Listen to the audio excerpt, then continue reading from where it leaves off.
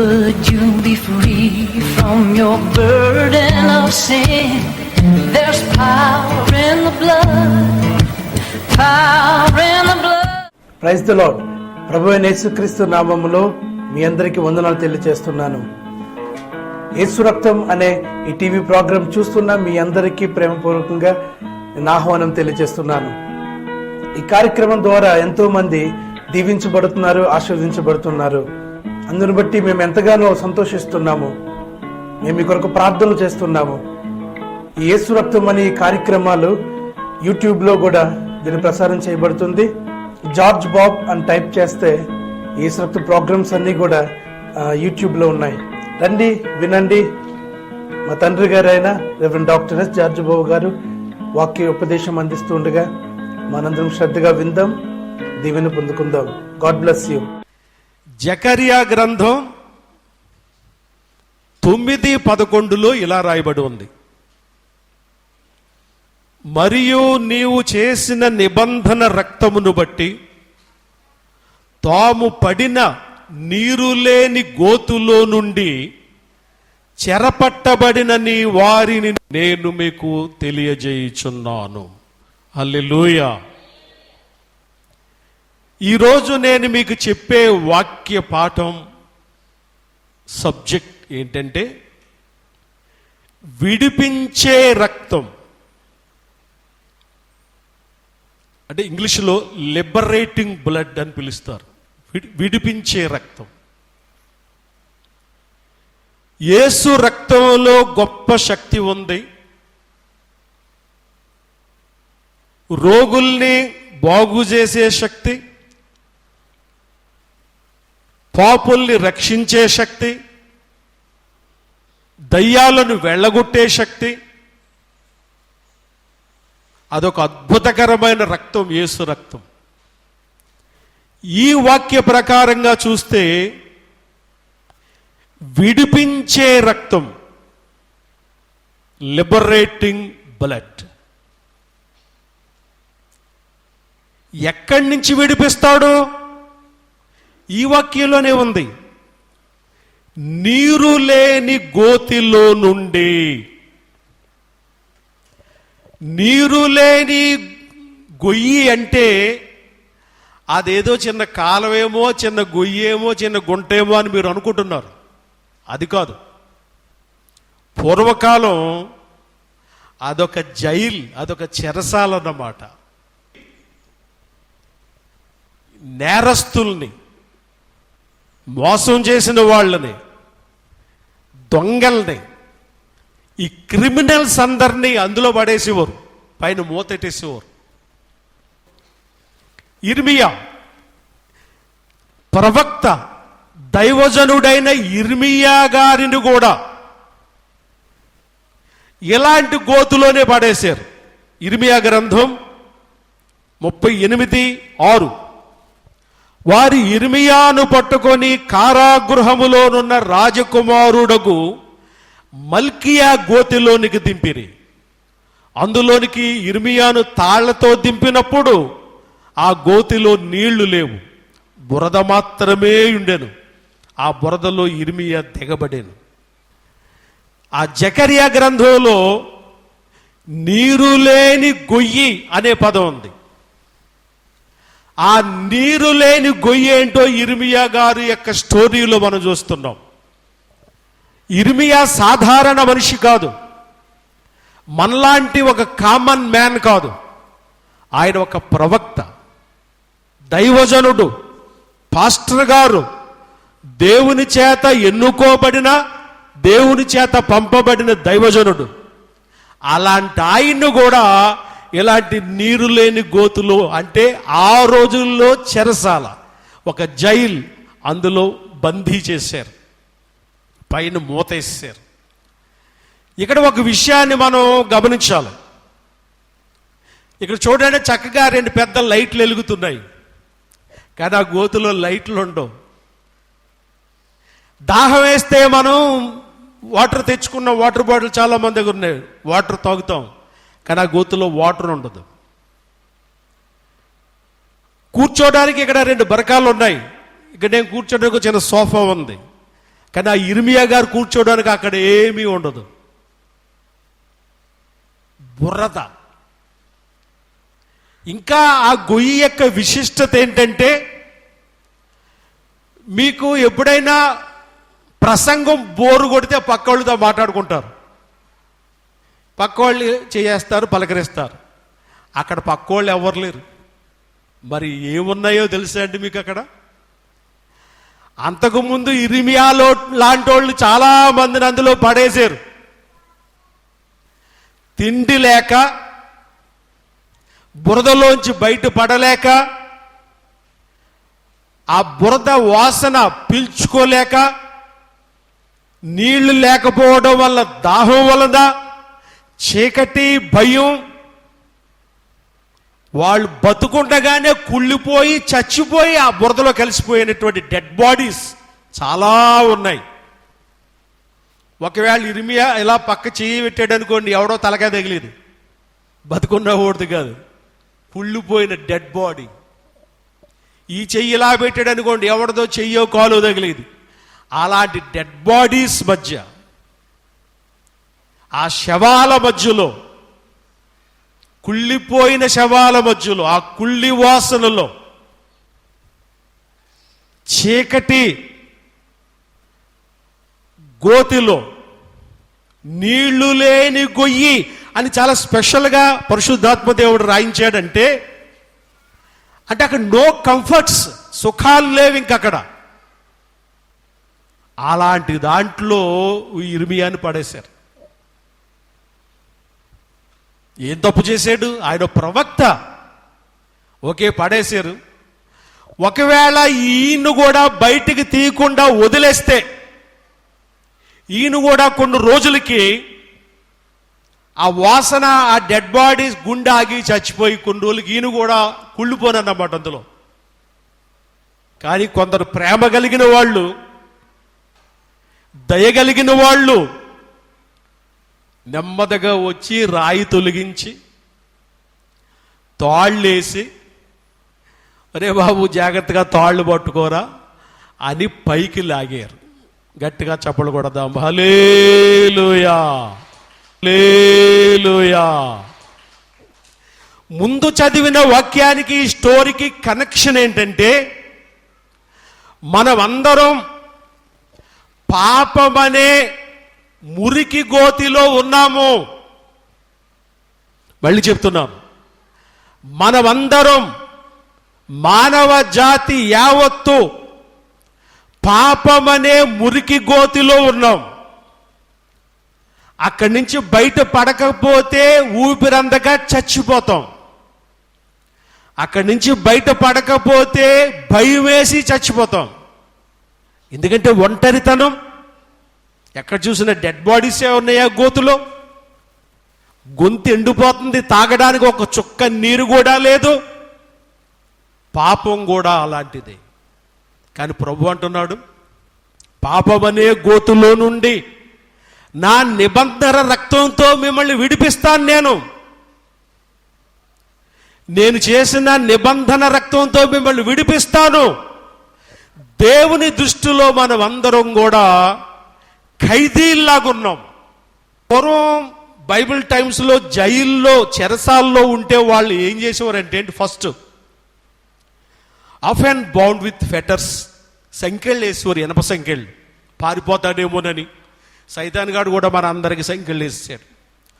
Of and fastened with stocks, పౌలు సేనల్ని బంధించి బొండాలు బిగించారు. బొండాలంటే హోటల్లో తినే బొండాలు కాదు, కాళ్ళకి చెక్క ముక్కలు వేసి కట్టేస్తారన్న వాడు కదలకుండా. సైతాన్ గాడు కూడా అలాగే కట్టేశాడు. Off and chain to soldiers, ఈ ఖైదీలు ఎక్కడన్నా పారిపోతారోమోనని ఈ పక్కన ఒక సైనికుడు, ఈ పక్కన ఒక సైనికుడిని పెట్టి సంఖ్యలు వేసేవారు, అంటే పారిపోకుండా. ఇంకా of and kept to hard labour, చాలా కష్టతరమైన పని చేయించుకుంటారు, వెట్టి చాకరీ. సైతాన్ గాడు కూడా మనతో వెట్టి చాకరీ చేయించున్నాడు. ఒకడేమో స్మోక్ చేయమంటున్నాడు, ఒకడేమో బిందె ఎత్తుపోమంటున్నాడు, ఒకడిని మేకపిల్లని ఎత్తుపోమంటున్నాడు, ఒకడేమో దోచుకోమంటున్నాడు, ఒకడేమో లూటీ చేయమంటున్నాడు, రకరకాల హార్డ్ వర్క్స్ అన్నమాట ఇవన్నీ. తర్వాత fed on bread and water. ఆ రోజుల్లో రొట్టు ముక్కకు నీళ్లు ఇచ్చేవారు.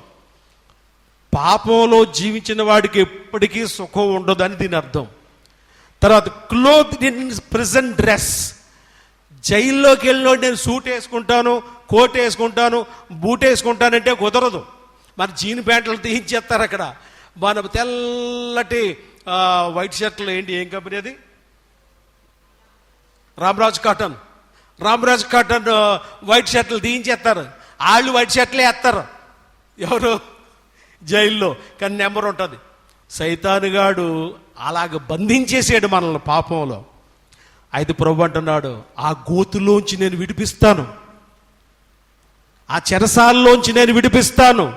ఏ విధంగా?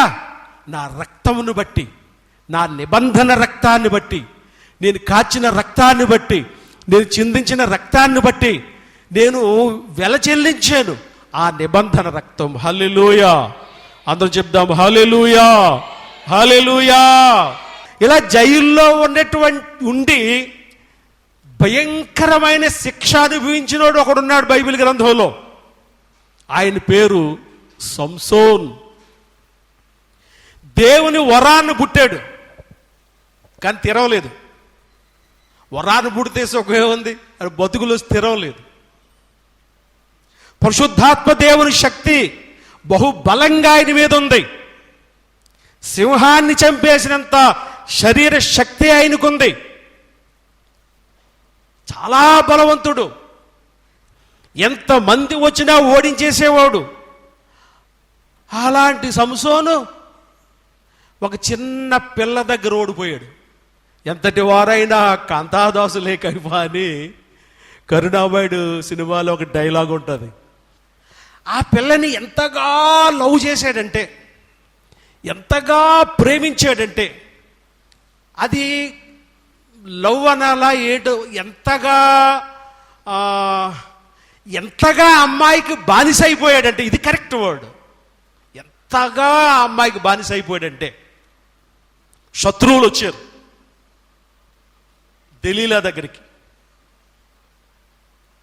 వచ్చి ఇంకో డబ్బిస్తాం, నీ దగ్గరికి వస్తుంటాడే సంసోన్, ఎంత ట్రై చేసినా వాడిని మేము చంపలేకపోతున్నాం.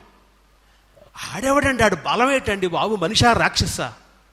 కాబట్టి నువ్వేం చేస్తావో, ఏం మాయ చేస్తావో, ఏం మంత్రం వేస్తావో, ఏ లాలన మాటలు మాట్లాడతావో మాకు తెలియదు.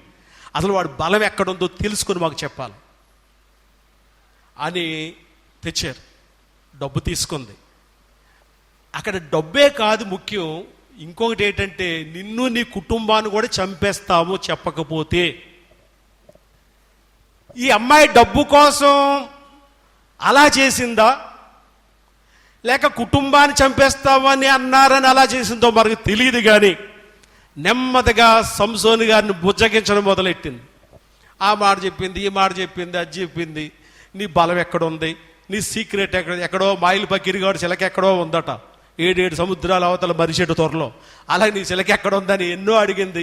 ఈయన కూడా 4-5 సార్లు అబద్ధాలు చెప్పాడు. ఏమండి, అసలు తెలుసుకోవాలి కదా, ఇన్నిసార్లు అడుగు. ఒకసారి చెప్పాడు, పలానా ఇలా చేస్తే నా బలం అంతా పోతుందని. సరిగ్గా నిద్రవుతున్నప్పుడు శత్రువులు పిలిచింది. శత్రువులు ఒకేసారి మూకుమ్మడిగా దాడి చేస్తే వాళ్ళందరినీ కొట్టుపాడేశాడు. ఇలా 2-3 సార్లు జరిగినప్పుడు తెలుసుకోవాలా, ఏంటి మనిషి ఇలా చేస్తుంది, ఈ దెలీలా ఎలా చేస్తుంది ఏంటి, నా సీక్రెట్లన్నీ తెలుసుకొని వాళ్ళకి చెప్తుంది. ఇది కాబట్టి బోల్డ్ మంది ఉంటారు అని పోవాలంటే, అబ్బే హీ బికేమ్ ఏ స్లేవ్. బానిస అయిపోయాడు ఆ అమ్మాయి దగ్గర.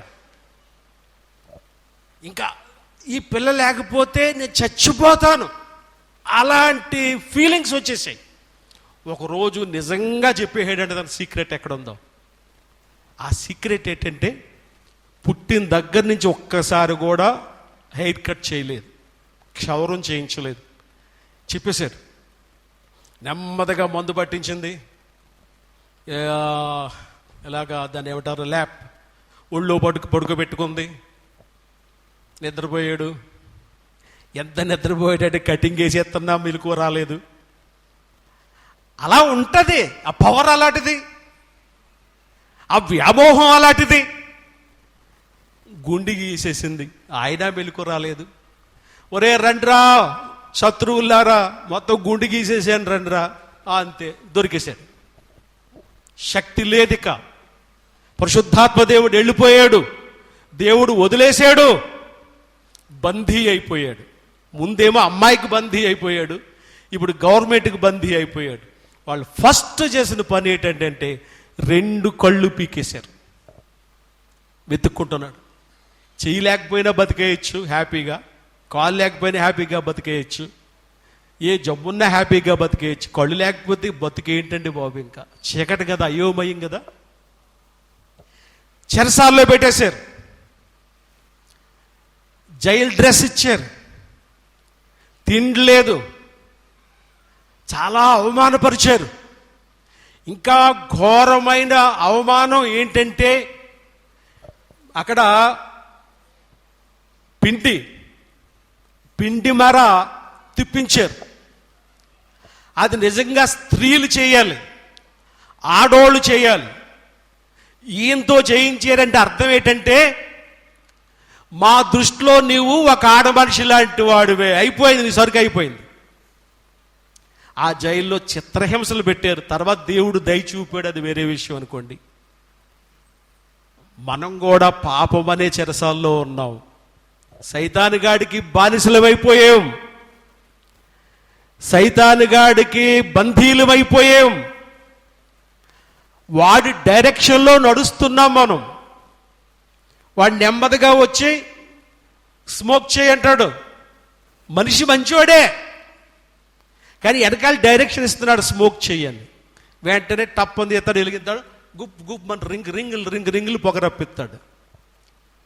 రేపు 2 కాల్చమంటాడు, తర్వాత ఓ పెట్టి కాల్చంటాడు, ఆ తర్వాత ఎక్స్రే తీయింతే లోనన్నీ కూడా కన్నాలే, ఊపిరితిత్తులు. ఫస్ట్ ఓ పెగ్గేసుకో అంటాడు.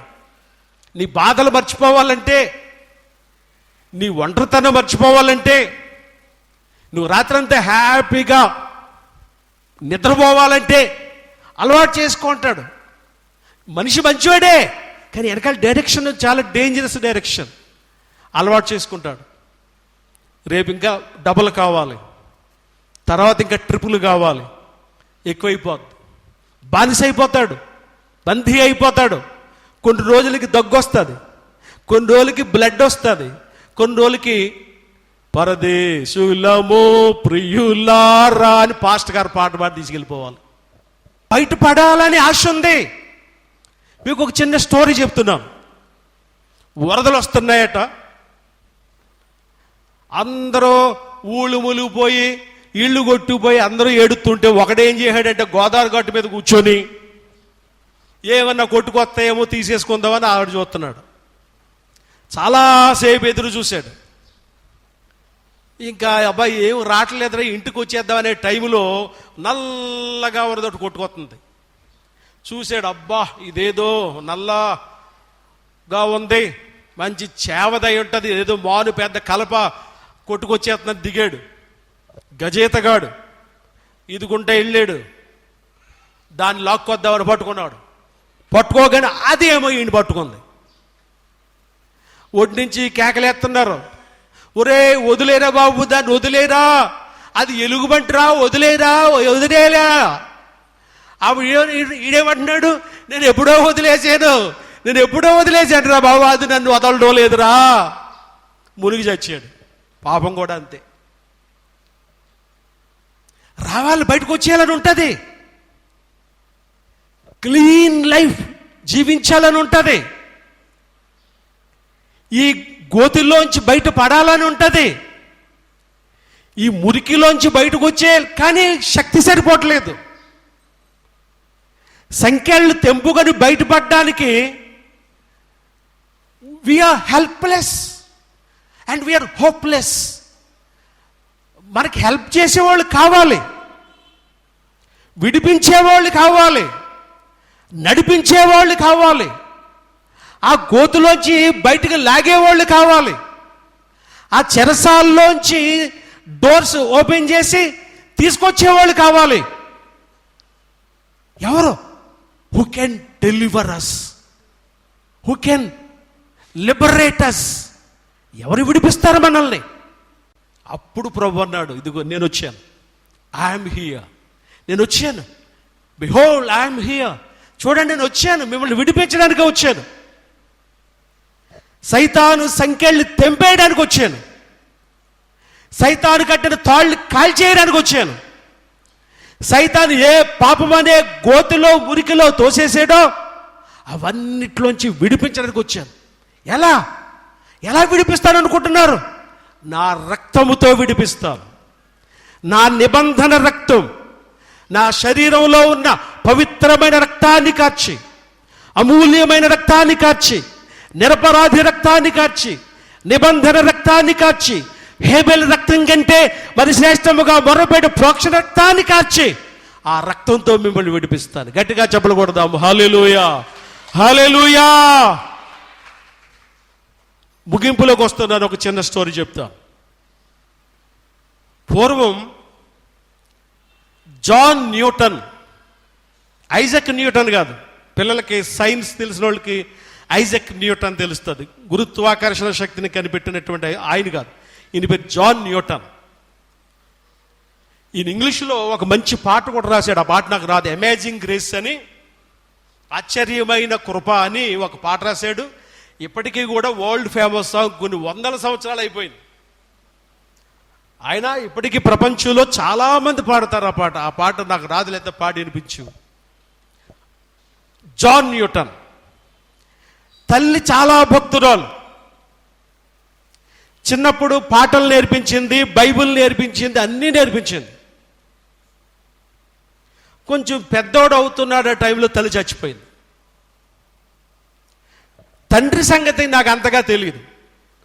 తల్లి చనిపోయిన తర్వాత ఇక కంట్రోల్ చేసేవాళ్ళు ఎవరు లేరు, హద్దుల్లో పెట్టేవాళ్ళు ఎవరు లేరు, ఒక పద్ధతిలో నడిపించేవాళ్ళు ఎవరు లేక విచ్చలవిడిగా తిరగడం మొదలుపెట్టాడు.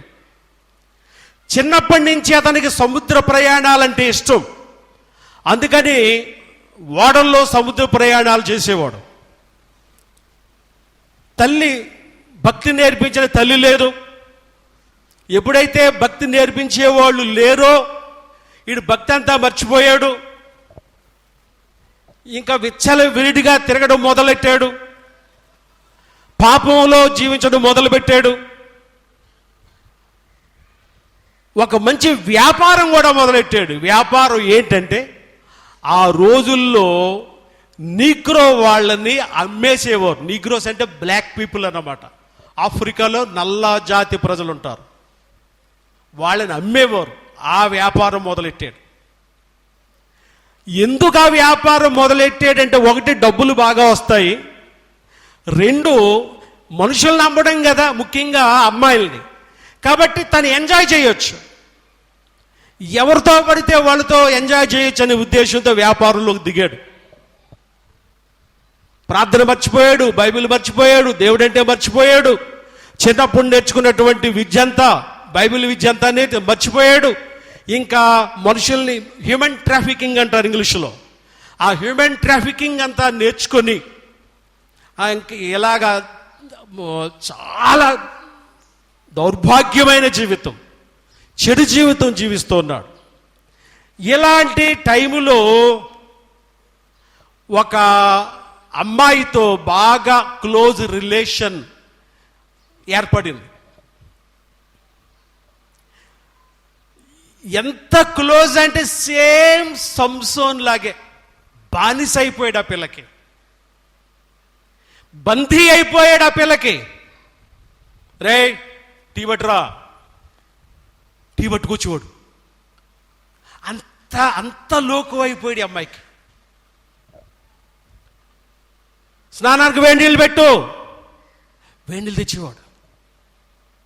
ఆకలేస్తుంది, బ్రెడ్ తీసురా, బ్రెడ్ పట్టుకుని టేబుల్ పెట్టి తిన్న తర్వాత కొన్ని ముక్కలు కింద పడిపోయి కదా అవి తినమని చెప్పేది. అవి కూడా తిన్నాడు, కానీ ఈ పిల్లల్ని వదిలిపెట్టలేకపోతున్నాడు. అరే అంతా చార్మింగా, అంత అట్రాక్షనా, అంత ఇదా? ఎంత బందీ అయిపోయాడో చూడండి, ఎంతగా కట్టు పాడేసిందో చూడండి. కనికట్టు అంటారు కదా, కనికట్టు సంగతి తెలియదు కానీ కళ్ళు కట్టు మాత్రం నాకు తెలుసు. ఆ ఎలా చూసిందో, ఏ చూపులు చూసిందో కానీ మొత్తానికి బందీ అయిపోయి. ఇంకా దారుణం ఏంటంటే, అరే ఇవాళ చికెన్ కావాలరా, నాకు చికెన్ వండేవాడు పెట్టేవాడు తినేసిన బోన్స్ కింద పడేసి అవి తినమని, ఇది ఆకలి ఒక కుక్క పిల్లలాగా టేబుల్ కింద కూర్చొని ఆ మనిషి తినేసినటువంటి ఆ బోన్స్ అన్ని, అరే వీటి ఇంత దౌర్భాగ్యమైన బతికెందుకండి బాబు, వదిలేసి పోవచ్చు కదా పిల్లని. బందీ అయిపోయాడు. He became a slave. ఒకరోజు ఏడుపు వచ్చింది, బాధపడ్డాడు. అరే నా బతికి ఎలా అయిపోయిందేటి, ఇంక ఈ పిల్ల దగ్గర వాడు చేసేదే దాన్ని ఏమంటారు, బానిస వ్యాపారం. అలాంటి వాడు వీడు బానిస అయిపోయాడు. ఇప్పుడు ఒకరోజు ఆ మనిషికి చెప్పకుండా పారిపోదామని వాడెక్కి పారిపోతున్నాడు. వాళ్ళు అమ్మా, మ్యాన్ ప్రపోజెస్ గాడ్ డిస్పోజెస్ అని ఒక సామెత ఉంది. మనం ఎన్నో అనుకుంటాం, అన్నీ జరగవు కదా, దేవుని చిత్తమే జరుగుతుంది. పారిపోతున్నాడు. ఎందుకంటే ఈ పిల్ల పెట్టే టార్చర్ తట్టుకోలేక. విచిత్రం ఏంటంటే ఆ ఓడ సముద్రం మధ్యలోకి వెళ్ళేసరికి బీభత్సమైనటువంటి తుఫాను. అందరూ అనుకుంటున్నారు మునిగిపోద్ది, అందరం చచ్చిపోతాం, ఇంకెవ్వరూ ఒడ్డుకు చేరుకోలేము. ఎన్నో సంవత్సరాల తర్వాత ఫస్ట్ టైం ఓడలో మోకరించాడు. ఒకటే ప్రార్థన, తండ్రి నా తల్లి చనిపోయిన తర్వాత నేను చాలా ఘోరమైన పాపినైపోయాను, ఈ ఒక్కసారి నన్ను క్షమించు. ఈ తుఫాన్లో అందరూ చచ్చిపోయేలాగా ఉన్నాం, ప్లీజ్ నన్ను క్షమించు. ఇంకెప్పుడు నేను పాపం జోలికి వెళ్ళను, నన్ను విడిపించు ప్రభువా అని ప్రార్థన చేసేసరికి అద్భుతకరంగా తుఫాను ఆగిపోయింది. గట్టిగా చెప్పకూడదాం హల్లెలూయా. ఎప్పుడు పాపం జోలికి వెళ్ళలేదు, సంకెళ్ళు తెగిపోయాయి, పాపం అనే చెరసాల్లోంచి బయటపడ్డాడు. తర్వాత లండన్ మహానగరంలో, ఇంగ్లాండ్ దేశంలో లండన్ మహానగరంలో సేవ చేశాడు. మంచి పేరు సంపాదించుకున్నాడు. ఎంత మంచి పేరంటే ఆయన చచ్చిపోయిన రోజున లండన్ మహానగరంలో ఉన్న షాప్స్ అన్నీ క్లోజ్ చేసేసి ఆయన అంతిమయాత్రలో పాల్గొన్నారంటే వాట్ ఏ వండర్ఫుల్ మ్యాన్. ఎంత అద్భుతం అండి. ఇంతవరకు దైవజనులు మా మామయ్య గారు reverend doctor S George Babu గారు దైవ సందేశాన్ని విని మీరందరూ దీవింపబడారని విశ్వసిస్తున్నాం. అలాగే మీకు ఎటువంటి సమస్యలను, రోగంతో బాధపడుతున్నా మా నంబర్కు సంప్రదించండి, మీకోసం ప్రత్యేకంగా ప్రార్థనలు చేస్తాం. మా address reverend doctor S George Bob, church street, Rajpudi, Jagampeta. మా ఈమెయిల్ hearttoheart@hearttoheartmail.com. మా నెంబర్ 9908055599 9963637893. అందరికీ వందనాలు.